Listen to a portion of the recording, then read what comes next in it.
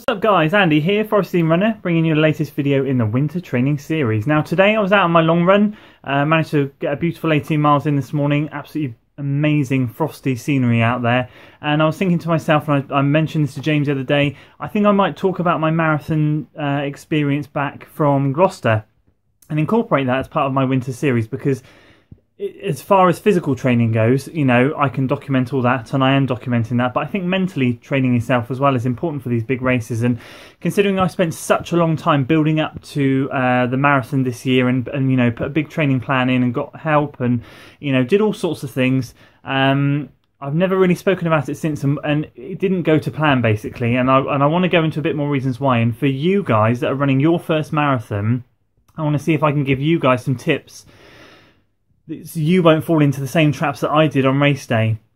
So what I'm going to do is I'm going to go through a quick blow-by-blow as to what happened on race day, and then give you some top tips as to what not to do when you run your first marathon. Right guys, so basically what happened was, leading up to the marathon, we were clocking some of our best weekly mileage. We were doing sort of 50 plus miles a week. I think one week I was about 58, so I nearly hit 60 miles.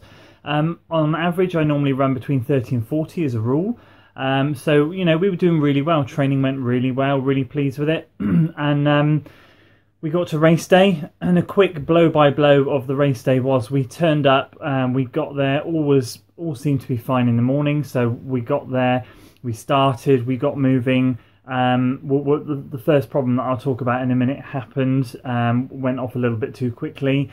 And having a plan B basically, because plan A did not work, and I got to 13 miles, and was becoming a very broken man at that point, and I got to 17 miles, and that was game over. I had to stop and walk, and from that point on I had to adopt a walk/run strategy to the end. I'll go into the various reasons as to why that happened in a minute, but for me personally, being quite a competitive person with myself as well, that did hurt a lot. You know, I trained well, I trained hard, I've been doing some really good workouts, and it just didn't go right on the day. So obviously we're going to get our revenge this year. Next year we're going to go back in 2017, run the same Gloucester Marathon again, see if we can do better. But I'm also going to prepare for that in March. We're going to enter a 20-mile race.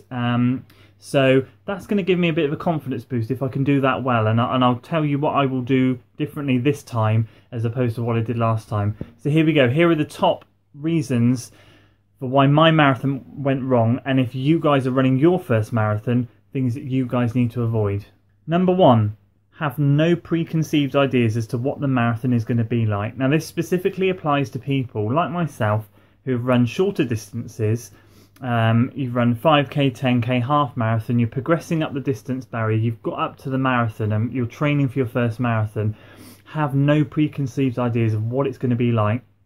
In my head, I thought I knew what it was going to be, how it was going to play out. I knew that if I ran a bit slower, you know, you look at these charts on the internet, I'd done a lot of studying, I'd noticed that on these charts, it tells you, you know, if you look at your 10k race pace, then you can look at your half marathon race pace. Then it gives you what your marathon race pace is.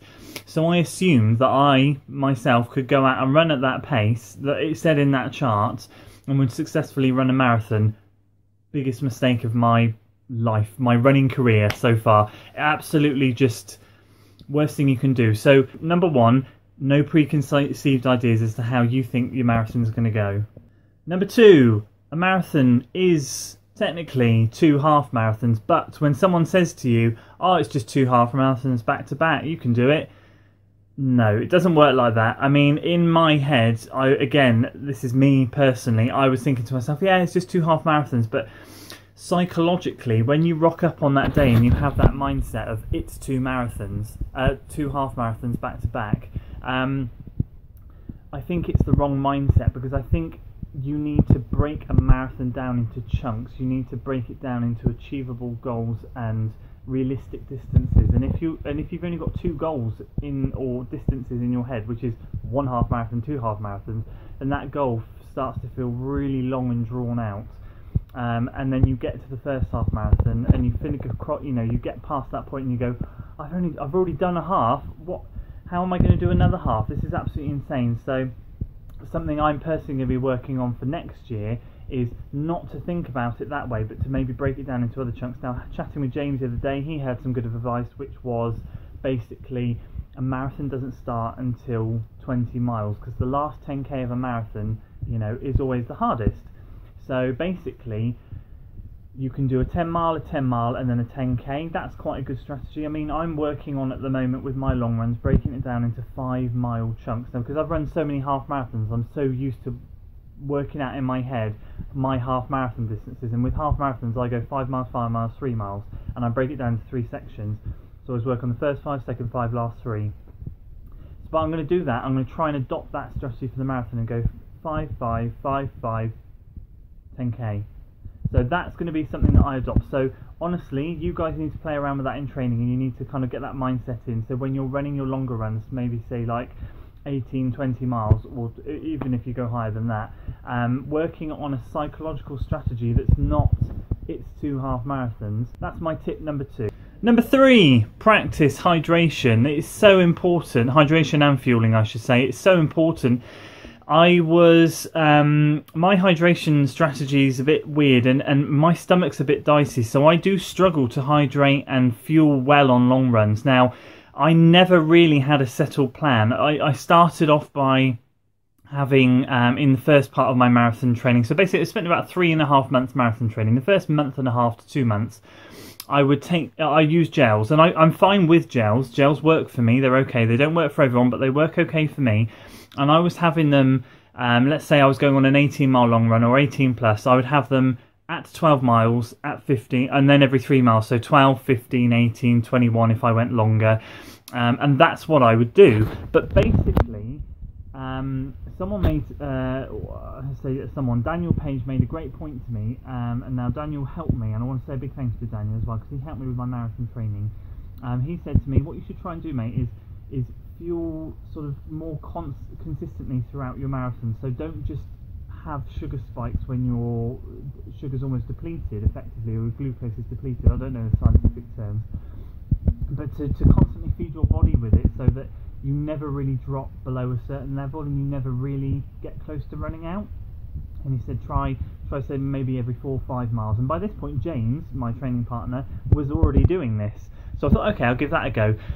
But what I seemed to find then was that my stomach was reacting quite badly to that. Taking gels on board quite early on in a training run, say at 6 miles, it just didn't work for me. I would get stitches, and then I would play around with maybe having a bit of water with it. The water made it worse. So what I really encourage you to do is, if you can, nail a hydration and refueling strategy, because it's so important. Because I went into race day and just went, I'm just gonna have to see how it goes. Luckily on race day it went okay, but I think again, because I mentally didn't have that part of my training nailed and wasn't 100% sure as to how it was going to go, it put me a little bit on edge. So number 3, definitely work hard on your longer runs, on refueling. Number 4, don't taper too early. I unintentionally tapered too early. I'll say unintentionally. So basically what happened was, we were 3 weeks out, and I know a lot of marathon training plans, you start to taper a bit from 3 weeks out. But basically, I had a plan of doing it 2 weeks out, and 2 weeks works well for me. Everyone's different, but I always find with races, like half marathons, I only ever really taper a week as such. But marathon I was going 2 weeks, and I had this plan that I basically ran my highest mileage week 3 weeks before. And then was it 2 weeks before? So on the 2 weeks out, I'd run my longest long run, and then I would come back in the weekend after and do like a 15 miler, and then it would be race day. And I know, say if you were running a 22, if you're up to 22 miles, you might go 22 and then have a 3 weeks taper and go 18, 15 long run. But basically, I ended up feeling so fatigued because I wasn't putting enough easy days in. I was doing too many workouts. Wasn't recovering enough, that on that 3 weeks before, I literally, me and James went out, both of us obviously the same, we went out and we were going to do like a 10-mile easy run on a Thursday night, and we got to 3 or 4 miles and we were absolutely wrecked. We were so tired. We literally cut the run short, went home at 5 miles. That was on the Tuesday. I then didn't run until the Sunday, because I thought, listen to your body, let it rest, and I never ever go that long without running, but I did. And that was 3 weeks out.